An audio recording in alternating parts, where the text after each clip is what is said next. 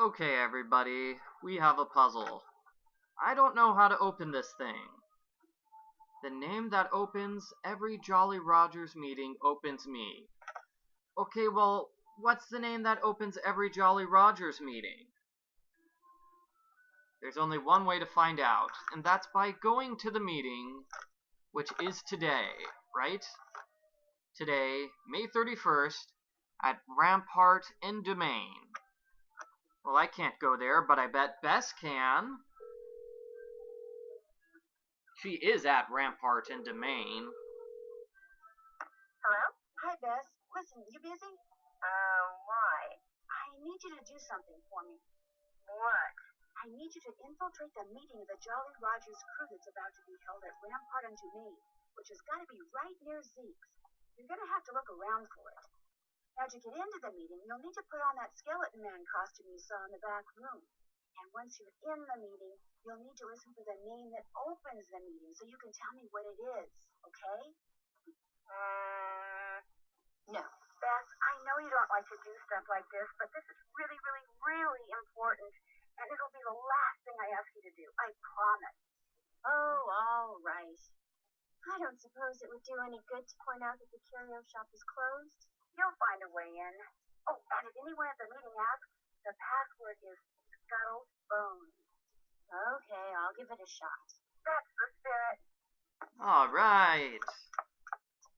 So the back door is over here, right? You cockroaches.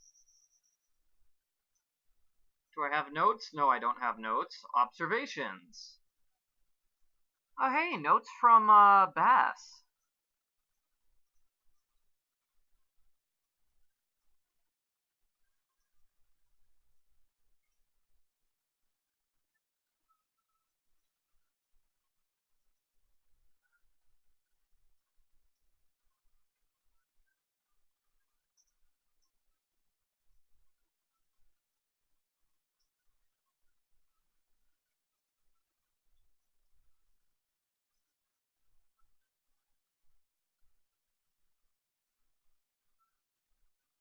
No, Bess.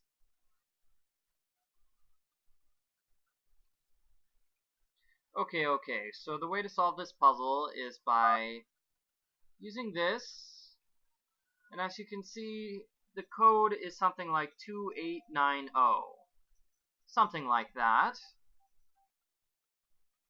Okay, so let's try that again. 2890.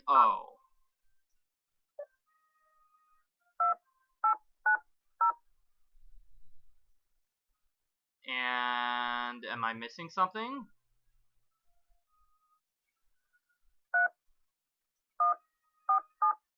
Oh, I'm totally missing something. Okay, I think there's a little bit of stuff on the 5. 28905. Alright.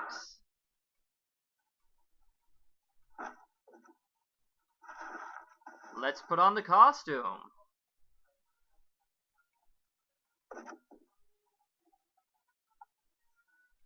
I don't think I can go inside the shop. Ooh, and there's Lamont's nasal powder. He does have allergies or something like that. And I didn't sound the alarm. Good. This has to be the meeting spot.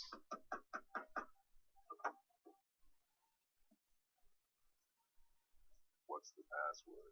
Password? Right. Let's see.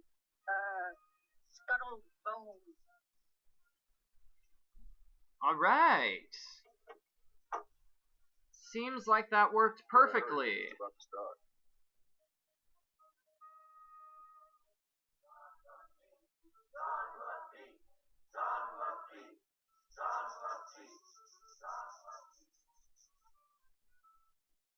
Welcome, my fellow Jolly Rogers.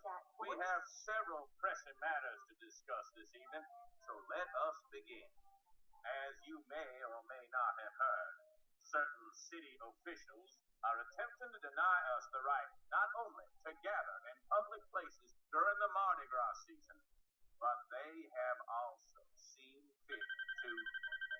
shoot, I forgot to turn off my cell phone. It seems we have an uninvited guest. Get him! Uh-oh. Let go. You're making a big mistake. Let go of me. Look, I'm not going to make trouble. You're making a big deal out of nothing. Can we just talk about this? Where are you taking me? If you just let me explain. Why, it seems our trespasser is of the female variety. Let's have a look. That's right. You know me and I know you, Dr. Buford. And I also know that you were the one who attacked my friend over at the Boley Mansion today. And if you don't tell me why right now, I promise you, you are going to be in one big world of hurt. The young lady's clearly upset about something.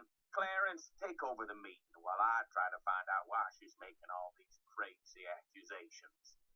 They're not crazy, and you know it. I will tell you everything, Miss Marvin, in private. All right, way to go, Bess. And he did. He told me everything, Nancy. I bluffed him into confessing.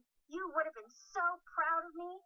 Oh, and before I forget, the name they chanted at the start of the meeting was Jean Lafitte. Jean Lafitte. Great. Now, what did Dr. Buford tell you? Okay.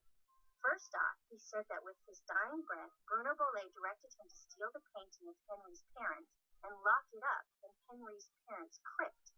Bruno seemed to think that way Henry would wind up with the crystal skull instead of somebody else. So Dr. Buford dressed up in his skeleton man costume, stole the canvas, and hid it in the crypt like Bruno asked. That must have been when Renee saw Mr. Death. But then Dr. Buford had second thoughts and decided to heck with Henry. He wanted that crystal skull for himself. So this afternoon, he dressed up in his skeleton man costume again and snuck into Henry's house so he could get the key from that mini cemetery and retrieve the painting he'd left in that crypt, knowing the painting would somehow lead him to the skull. Only I walked in on him and ruined everything. Right. And now that we're onto him, he says he no longer wants the skull. He's embarrassed that he allowed his superstitious side to get the best of him and says whoever finds the skull is welcome to it. At least that's what Dr. Buford said. Uh-oh. Uh-oh what? I told him you were looking for the skull. That's all right. Actually, I told him you were on the verge of finding it. Why would you tell him that? I don't know. I got carried away. So if he lied to me and he really does still want the skull, then he might come after you. He left right after we talked, and I don't think he went back into that meeting. What if he's on his way over there? Don't worry, I'll be fine. Why don't you just... Wow, that bolt of lightning was huge. Anyway, why don't you just go relax, and I'll be back at the hotel before you know it, okay? Bess? Hello? Bess, you there? Nope, she sure isn't. Uh-oh. Well, let's just hope that nothing bad happened to Bess, and nothing bad is going to happen to Nancy. Jean Lafitte.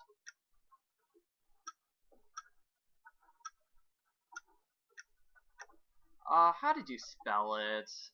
I forget how you spell it. No, seriously, I need to look it up. Okay, L-A-F-I-T-T-E.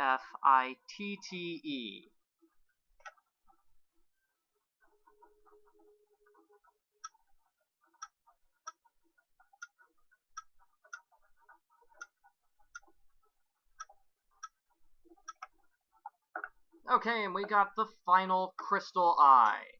I mean, glass eye, not crystal eye. We need to get 25 of them. We just got 25 of them, and now we can solve the eyeglass puzzle.